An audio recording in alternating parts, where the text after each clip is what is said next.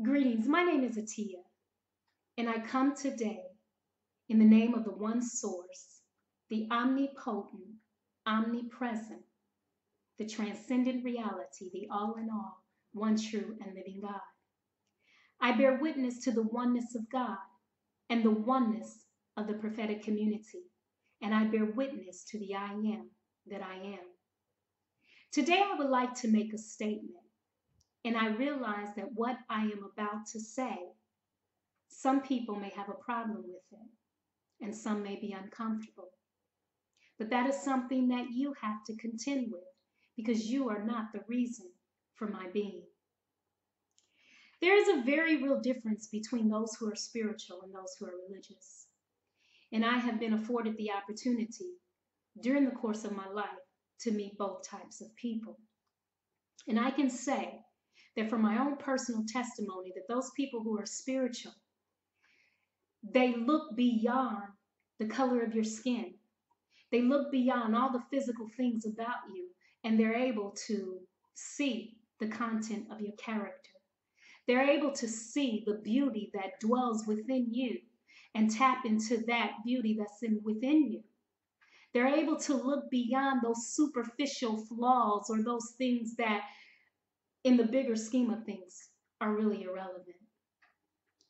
And then, before I go on, but I would like to say to those spiritual people out there, thank you, and that I love you. And this message is not for you. But then you have those religious people, those people who condemn and judge, and they measure your value and your worth based on things that are so insignificant in the bigger scheme of things. These people sit on their high horses, judging the world and the people in it. And they judge them with their limited understanding and knowledge and their narrow point of view and perspective. They use their tongue and the click of their mouths to accuse, abuse, oppress, suppress, and consistently cause harm to others. This is not in the Spirit of God, nor is it in the spirit of the teachers who came testifying to the oneness of God and the oneness of the prophetic community. You can pick up any spiritual book. You can go to any spiritual center. You can cross the globe and meet people from all walks of life. And you can look at the many different precepts of faith and tenets of faith. You can look at the various cultures, and you can see people from all walks of life. And there is one simple truth that transcends all that divides. And that one simple truth is love. The need to love and the need to be loved. Because love is the creative force of everything that is in existence. It is the transcendent power that transcends all that divides. Now, I made a post on Facebook, and the post said, quote, "If you got a problem with what I'm wearing or not wearing, if you have a problem with what I'm doing or not doing, if you got a problem with what I believe or what I don't believe, if you got a problem with who I am or who you think I should be, if you got a problem with me because I'm not living up to your expectations of what you think I should be, then all of y'all can." And then there was a cartoon character bent over with a pair of lips on his backside, motioning with the finger to kiss it. Now, some people took strong offense to this post. And some of these people were people that I love, that I admire, and respect greatly. However, what I will briefly say to you, beloved, that no matter how much I love you and honor and respect you, I cannot and will not allow your feelings about a message that I was convicted from my heart to give, and a message that my soul and my conscience urged me to speak up on about the abuse and oppression and bullying, then I ask that you, in this instance, just step aside for a moment and know that I love you, I honor you, and I respect you. But this message is not for you, and I still must deliver it regardless as to how you feel. It's not for you. It's not for you. For the rest of you, and I'm speaking of those who fall into the religious category, I don't apologize for my message. I meant it. I was not angry when I posted it. And it truly is inspired by love. It's inspired by the love for those who are on a daily basis being beat down with condemnation disguised as correction, and who do not have a voice or who feel that they are not empowered to speak up. For God has not given us a spirit of fear, but of power and of love and of a sound mind. The message was and is for you who are self-righteous. You are self-righteous bullies, and if the shoe fits, wear it. God's thoughts are not your thoughts.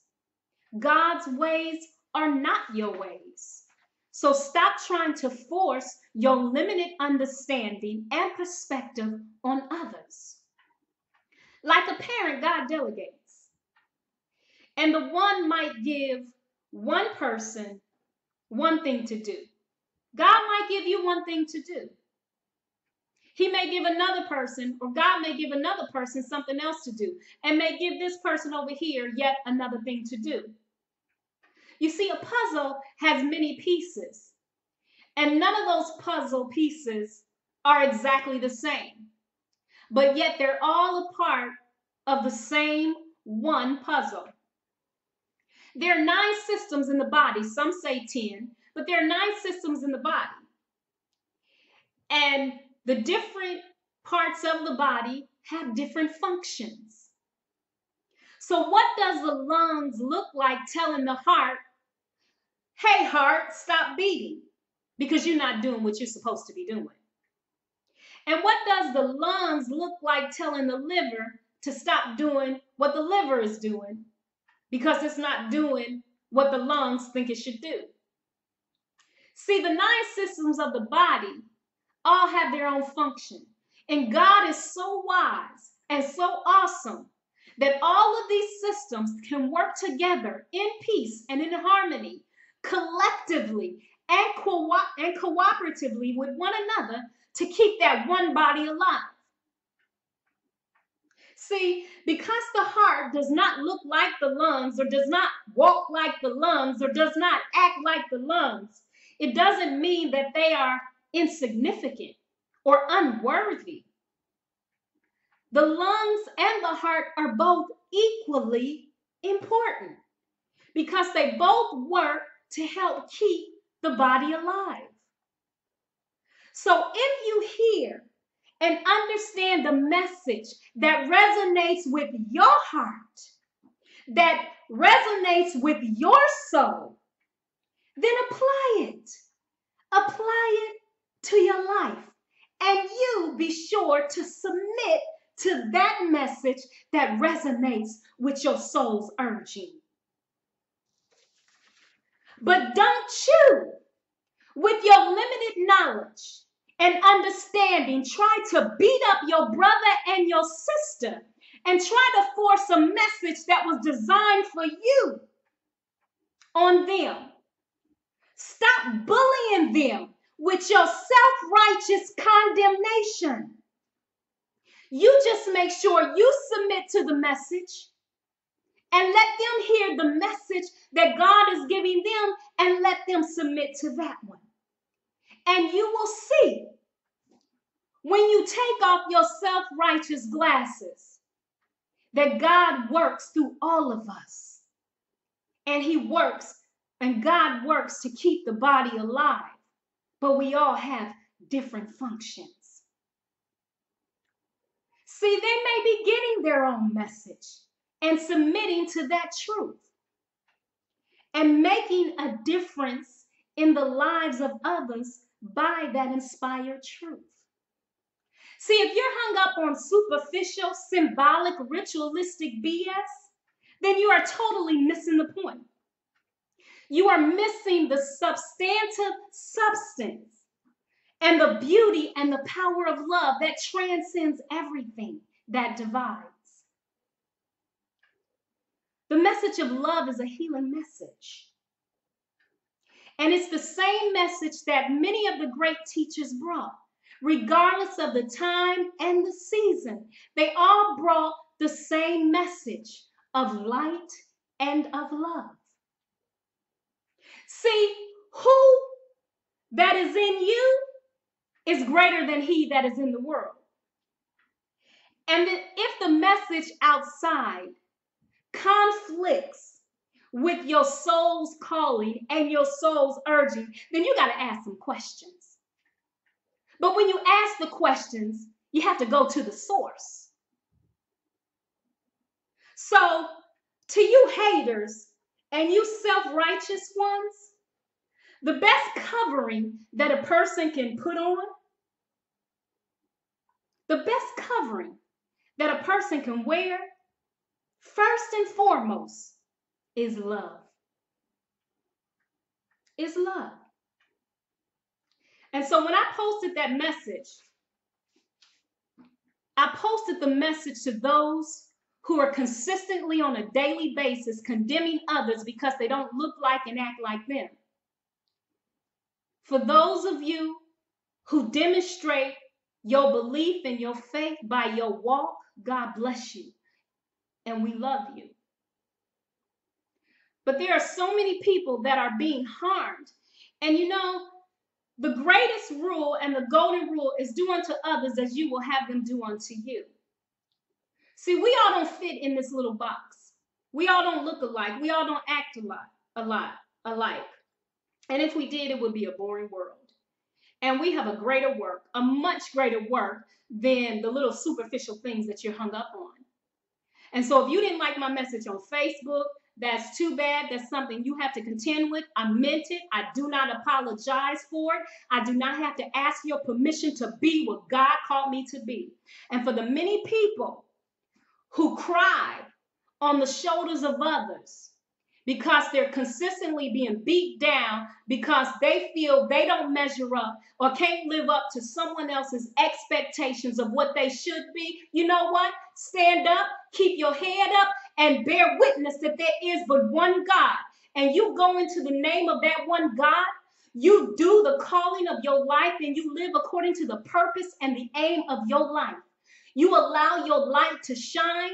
Don't hide it under a bushel. You do your gifts and your talents, and you continue to make a difference in the world because we need your gift. And we thank you and we love you. So without any further delay, I would like to thank you for listening. And if you got a problem with this message, then I suggest that you go to the one and search your own soul, because if the shoe fits, wear it. Peace and blessings.